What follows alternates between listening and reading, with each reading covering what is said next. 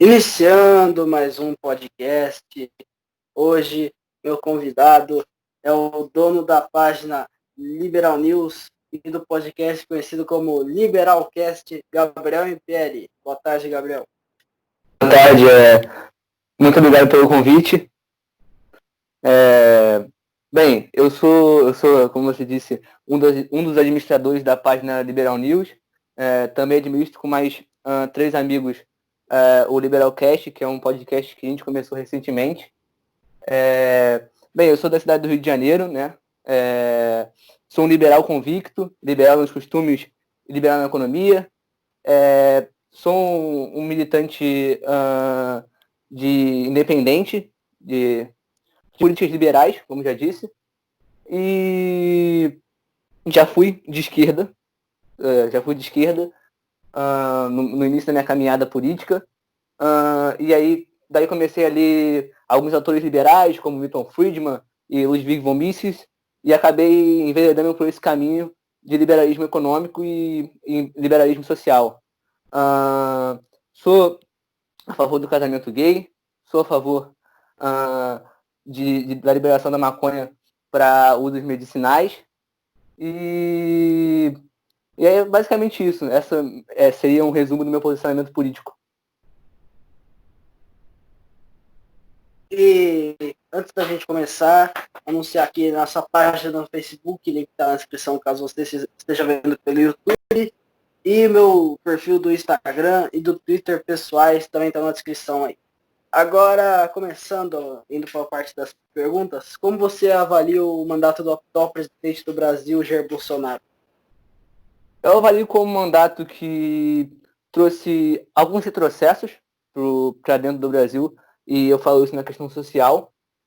E na questão econômica, eu sinceramente não consigo avaliar se trouxe um retrocesso ou avanço para o Brasil, porque o Bolsonaro ele pouco se esforçou para passar a reforma da Previdência, que é até agora o principal feito do seu governo, pouco se esforça para ajudar a passar outras reformas. É bom lembrar que algumas semanas atrás fez aniversário de um ano que o ministro da Economia falou que daqui a uma semana ia mandar a reforma administrativa, não mandou. Ele pouco faz caso de lutar pela reforma tributária. Então, é um governo que se diz liberal, pelo menos na economia, mas não apresenta esse tipo de faceta, né? Parece que ele esqueceu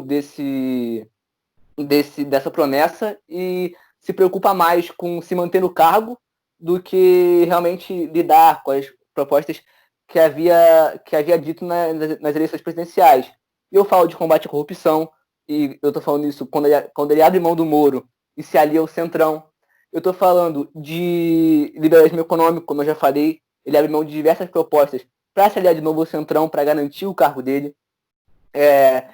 E na questão social, a principal bolsa dele foi a luta pelo porte de armas. Também não vejo muita questão nisso, ficou esquecido. Teve ali um decreto muito medonho, que foi uma das primeiras atitudes dele como presidente, mas foi algo muito, muito discreto para o que ele havia prometido, um discurso tão incisivo por esse direito.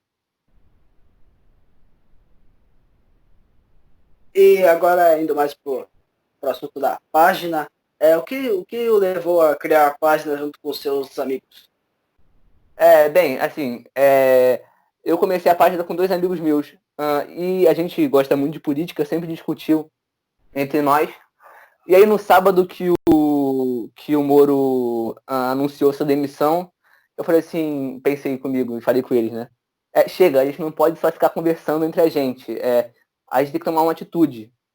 Porque ficar vendo de braços cruzados e guardar um conhecimento, mesmo que básico, só pra gente, é ignorância, é egoísmo. Então eu sentei com eles e conversei, né? Lógico, pelo WhatsApp, né? Porque já estávamos dentro da quarentena. E conversei com eles. Falei assim, olha, eu acho que é muito mais interessante a gente levar esse nosso posicionamento para dentro das redes sociais, porque é algo que é muito normal na nossa idade. Então vai ser jovem falando para jovem sobre um assunto que complexo, política é complexo. Então, daí que veio a ideia, né? Veio a ideia de externar, mesmo que básico, o nosso conhecimento e nossa opinião sobre os principais acontecimentos da política brasileira, né? A gente teve o suporte do nosso professor de geografia, do nosso professor de história também. E a gente acabou também criando, depois de algum tempo, a gente também acabou tendo a ideia do podcast. E a gente está levando de pouco a pouco, ainda é o início da página, mas o principal motivo da gente ter criado a página foi a insatisfação política que a gente vem tendo com os últimos anos do Brasil, né? O Brasil passou por governos de esquerda muito desastrosos, passou por um governo Temer que era mais ou menos moderado, e agora passa por um governo de direita que também se parece muito desastroso. Então, essa indignação que culminou na pedida de demissão do Moro acabou gerando esse desejo de criar a página. E agora, voltando mais para a política, o que te fez mudar da esquerda para a direita? Eu acho que foi o início de conhecimento mesmo. O meu avô, ele tinha uma frase que ele dizia assim, se você é jovem e não é socialista, você é do mal. Se você é adulto e é socialista, você é burro. Lógico que ele estava falando metaforicamente, né? Ele estava falando de jovem em questão de iniciação da jornada política. Eu fui um árduo defensor da ex-presidente Dilma quando ela sofreu impeachment e achei que era golpe também. Mas aí quando você senta para estudar as teorias de esquerda e as teorias liberais, você vê que ao redor do mundo a verdadeira teoria que deu certo foram as teorias liberais. Você vê o Ludwig von Mises, você vê Milton Friedman, você vê as sociais também, a liberdade de expressão, tudo isso basicamente eles construíram essas ideias, construíram o mundo moderno que a gente vive. Por exemplo, se você pegar o artigo 5º da Constituição, é isso. Então, basicamente, eu comecei a ler sobre política, comecei a ler alguns artigos soltos da Constituição brasileira e algumas outras condições ao redor do mundo. Comecei a aprender sobre política. Na minha visão, é inerente a você começar, quando você começa a entender sobre política, é quase impossível você não se tornar um liberal. É quase impossível.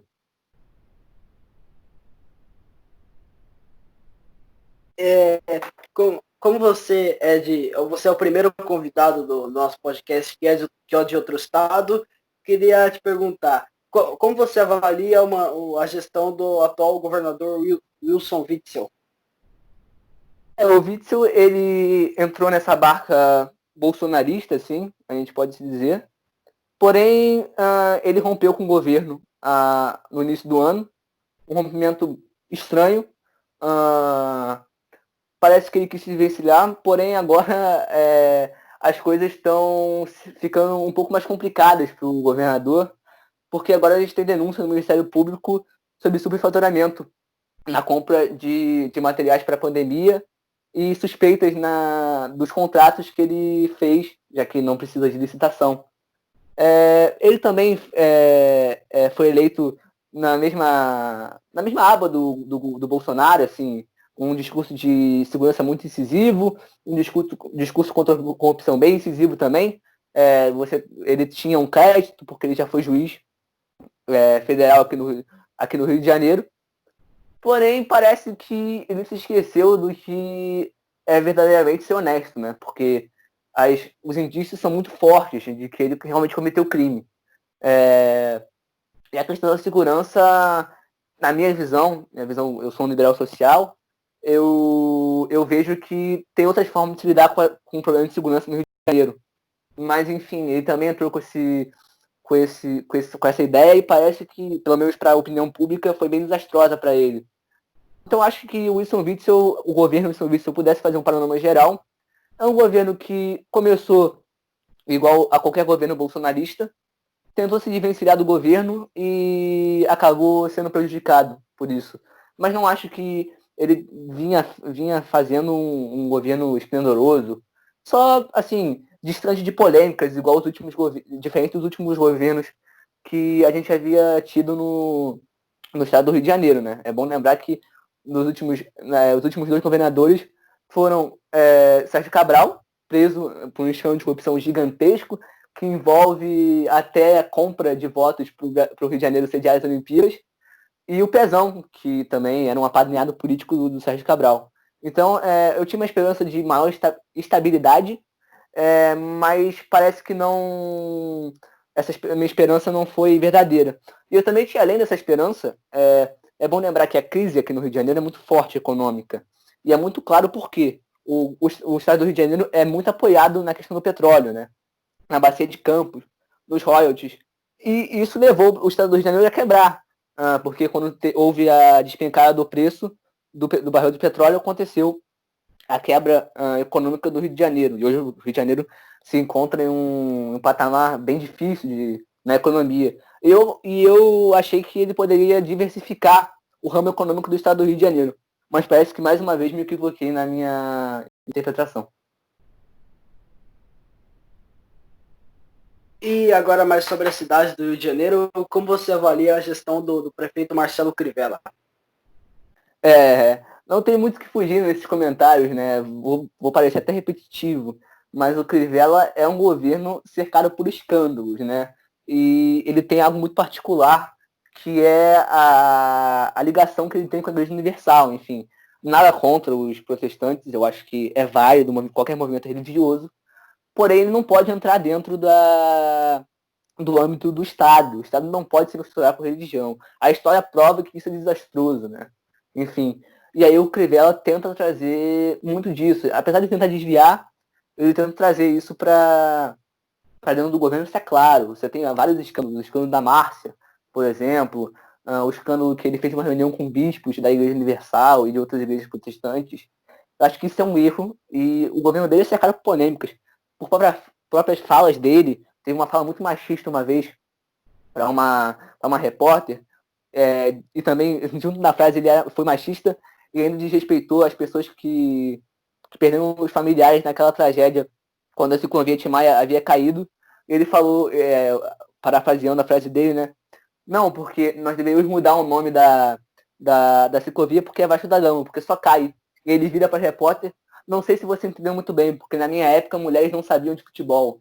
Então acho que, mais uma vez, polêmico e desastroso, e se desvinculou das verdadeiras importâncias de ser um líder municipal.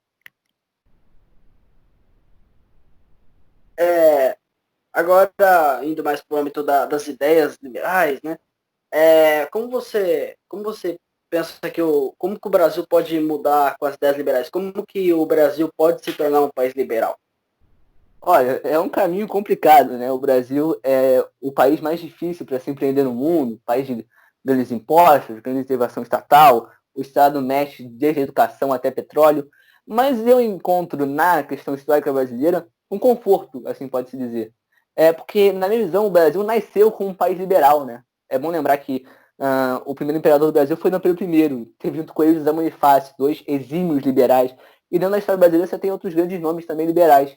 Eu acho que a ressurreição dos ideais dessas pessoas, que são esquecidas na história brasileira, é bom lembrar que essas pessoas são esquecidas, são jogadas para o canto na história brasileira, o que é um grande erro, porém é a realidade.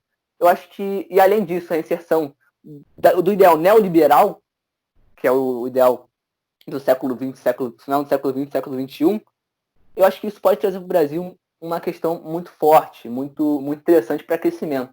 E esse período eu acho que é primordial para o Brasil, sabe?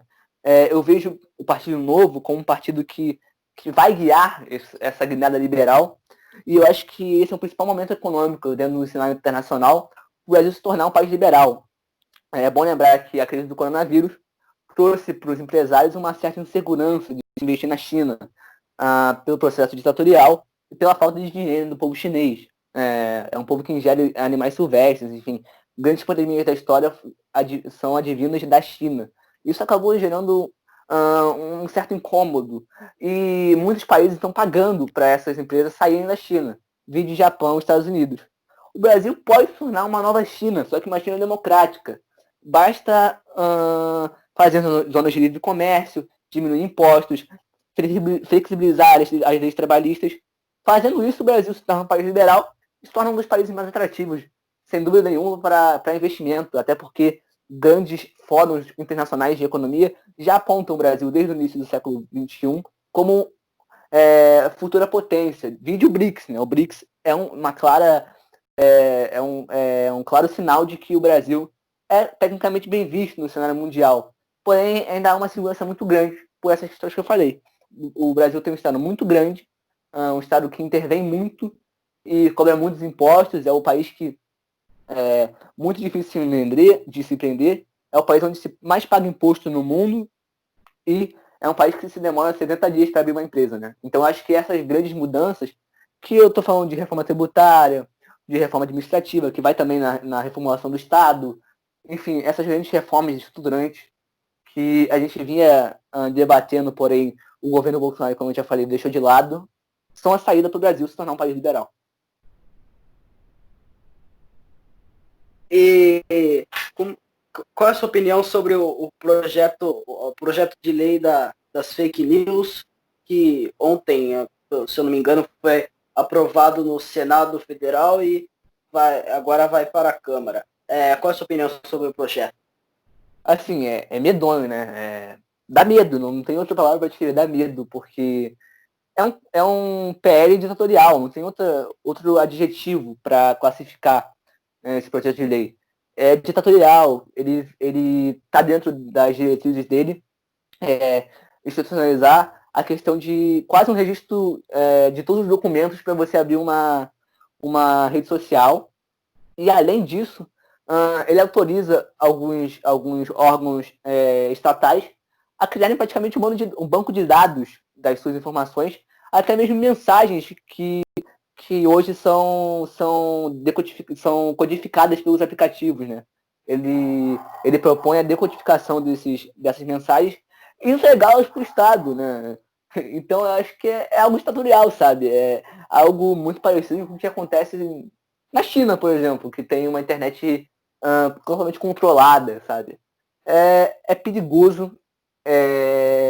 Eu acho que as fake news são um problema moderno, é um grande problema moderno, só que tem outras formas de se combater isso. Você tem até leis que falam sobre isso em alguns outros países, só que são muito mais moderadas do que as que estão sendo discutidas no Congresso. Assim. É vergonhoso para o Brasil. É vergonhoso para o Brasil. Porque até o próprio assessor da ONU para assuntos de liberdade de expressão disse que é um perigo para a democracia brasileira esse projeto. E agora vamos chegando mais perto do final da nossa entrevista. A última pergunta: qual modelo de país você admira? O modelo de política e economia? Modelo de país? Chile. O Chile é um modelo de país que eu admiro muito. O Chile e a Coreia do Sul. São dois países que... Chile, Coreia do Sul e Botsuana, basicamente. São países que vieram de realidades ou parecidas ou piores do que a do Brasil no passado, porém com liberdade e com liberalismo econômico conseguiram se tornar países atrativos dentro do seu continente, né? É bom lembrar que a Botsuana é o país que tem o melhor resultado econômico da África subsaariana, que é a região mais pobre do mundo. O Chile, né, por mais que tenha iniciado sua ida ao liberalismo, né, de forma perigosa, de forma ditatorial pela ditadura do Pinochet, hoje é um dos países mais democráticos do mundo, mais democrático da América Latina, o que é mais candidato a se tornar país desenvolvido na América Latina. É um país que alterna de forma muito admirável a esquerda e a direita no governo, né? Você tem ali as grandes figuras com a Bachelet e o Sebastião Pinheira, só que você tem políticas de Estado, né? Você tem políticas que são acima, supra-ideológicas. Eles lutam pelo Chile, não pela ideologia deles. E a Coreia do Sul, eu não preciso falar muita coisa, né? A Coreia do Sul se apresenta para o mundo como um país absurdamente desenvolvido e com desenvolvimento até a curto prazo, assim. Eles são a figura do que o liberalismo pode angariar para um país, né? Eles são o maior tigre asiático da história, uma transformação sensacional de educação, de segurança, de economia, de desenvolvimento. E eles mostram muito bem, agora indo para o antagonismo entre a extrema esquerda e a direita, é isso que demonstra. A Coreia do Norte é um país falido, um país vergonhoso, que envergonha o mundo inteiro, e a Coreia do Sul não. A Coreia do Sul enveredou por caminhos de liberdade, por caminhos de liberalismo, e acabou calhando no que nós vemos hoje, um país super desenvolvido, que pode se orgulhar do que fez nos últimos 60 anos. Bom, chegamos no final de nossa entrevista, de mais um episódio número 18. Antes de encerrar, o Gabriel gostaria de dizer algo? Não, eu acho que eu já disse tudo que eu queria dizer. Eu só queria completar, dizer que eu disse que alguns nomes da história brasileira são esquecidos. E eu gostaria de lembrá-los aqui, são nomes que eu levo para mim como ídolos. E eu estou falando aqui de Joaquim Nabuco, de Rui Barbosa, de Luiz Gama, de Roberto Campos e de José Bonifácio. Eu sugiro que os ouvintes pesquisem sobre essas pessoas, busquem saber quem são essas pessoas, porque são brasileiros ilustres que quando forem descobertos, né, redescobertos pela história popular brasileira, sem dúvida nenhuma vão ter o lugar que merecem dentro do cenário histórico brasileiro. Então é isso, chegamos ao final de mais um podcast, episódio número 18. No próximo temos um novo convidado. Terça-feira tem mais, né? E é isso. Um abraço e tchau.